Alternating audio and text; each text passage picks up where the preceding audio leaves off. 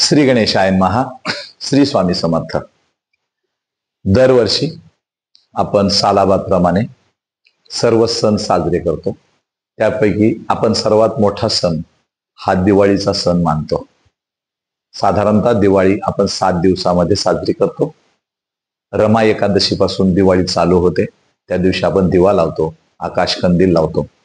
वसुबारस, धनत्रयोदशी, त्यानंतर नरक चतुर्दशी, त्यानंतर महालक्ष्मी पूजन, श्री दिवाळी पाडवा आणि भाऊबीज असा हा सुंदर आपण 7 दिवसाचा कार्यक्रम दरवर्षी सण साजरा करतो.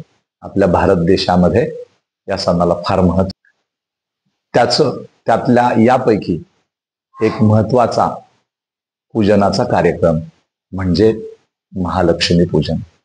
आपल्या घरामध्ये सुख, समृद्धी, आरोग्य कायम लाभावं, आपल्या घरातल्या चांगल्या प्रकारे व्हावे आणि मुलं चांगले घडावेत, यासाठी आपण प्रत्येक देवाची प्रार्थना करतो, पूजा करतो. त्यापैकी हा सुंदर आणि एकदम असा लक्ष्मी पूजनाचा कार्यक्रम आपण दरवर्षी करत असतो आणि तो करावा सर्वांनी असं मला वाटतं. घरामध्ये स्वच्छता करून, सोवळं म्हणजे काय तर स्वच्छता, घरातली शुचिर्भूतता आपण पाहून ठिकाणी आपण लक्ष्मीचं पूजन करायचे.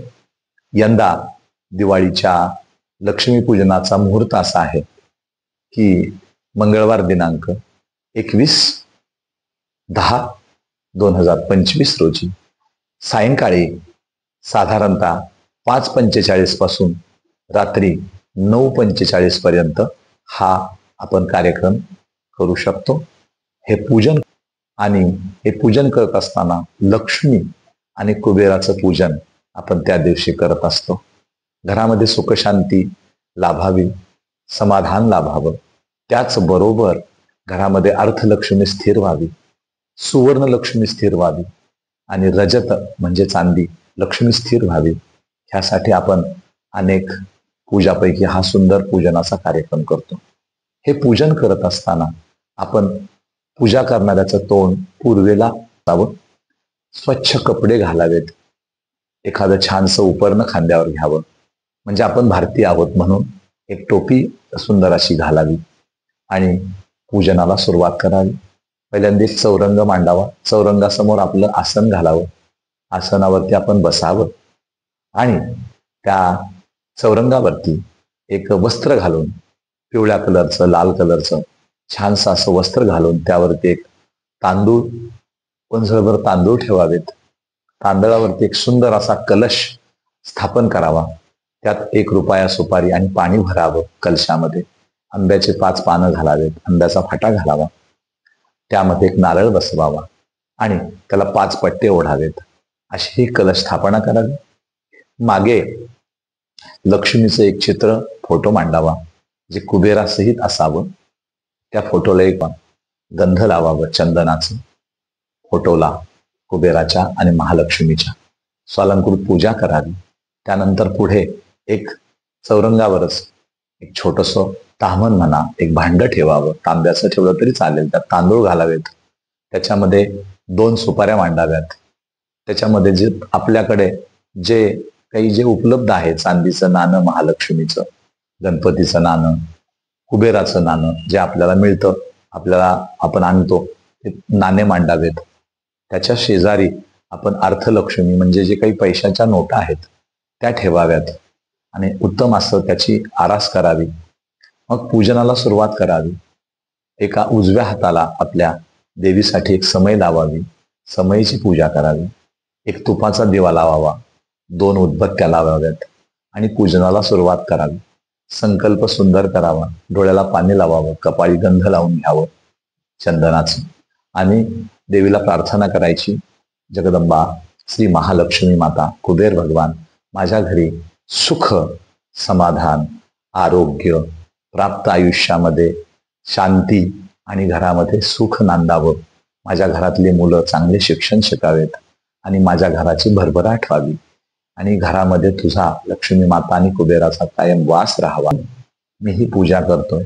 आणि घरामध्ये एक विचार राहावा, पती पत्नीमध्ये प्रेम राहावं आणि घरात अखंड सौभाग्य नांदावं, घरातल्या वडीलधारी व्यक्तींचा सन्मान करावा, अशी एक संकल्प करून देवीची पूजन करावं.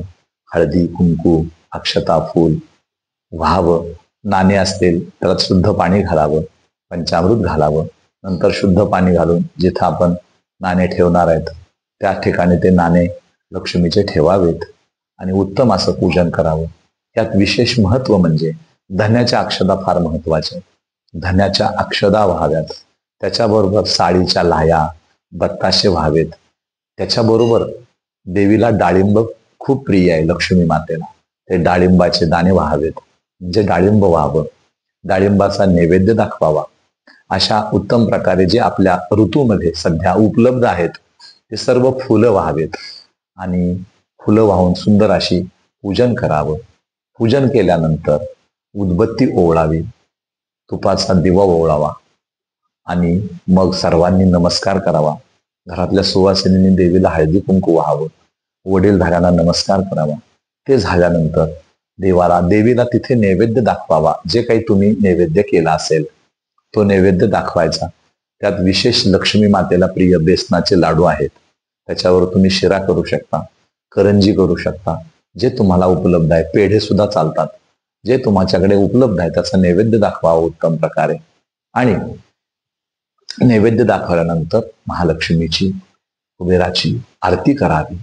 2 आरत्या कराव्यात, गणपतीची आरती करावी, देवीची आरती करावी आणि त्यानंतर मंत्र पुष्पांजली म्हणावी आणि त्यानंतर लक्ष्मीचं स्तोत्र म्हणावं. नमस्ते तू महामाये श्रीपीठे सुरपूजिते शंख चक्र गदा हस्ते महालक्ष्मी नमस्तुते. हे पूर्ण स्तोत्राची प्रार्थना करावी. प्रार्थना केल्यानंतर मंत्र पुष्पांजली देवीला व्हावी आणि नमस्कार करावा आणि प्रार्थना करताना या देवी सर्व भूतेषु लक्ष्मी रूपेण संस्थिता, धनधान्य लक्ष्मी रूपेण संस्थिता, दया क्षमा शांती रूपेण संस्थिता, आरोग्य रूपेण संस्थिता. स्वागतम स्वागतम स्वागतम लक्ष्मी पूजनम. नमस्तस्ये नमस्तस्ये नमस्तस्ये नमो नमः अशी प्रार्थना करावी आणि नंतर सर्वांना आपण प्रसाद वाटावा. यामध्ये एक विनम्र सूचना की देवीला लाल फूल वाहू नये, इतर कुठलेही फूल वाहू शकतो आपण. लाल फूल त्या दिवशी आणि दुर्वा वाहू नयेत. हे त्या लक्ष्मीपूजनाचं महत्व आहे. जय महालक्ष्मी माता की जय, कुबेर भगवान की जय, स्वामी समर्थ महाराज की जय.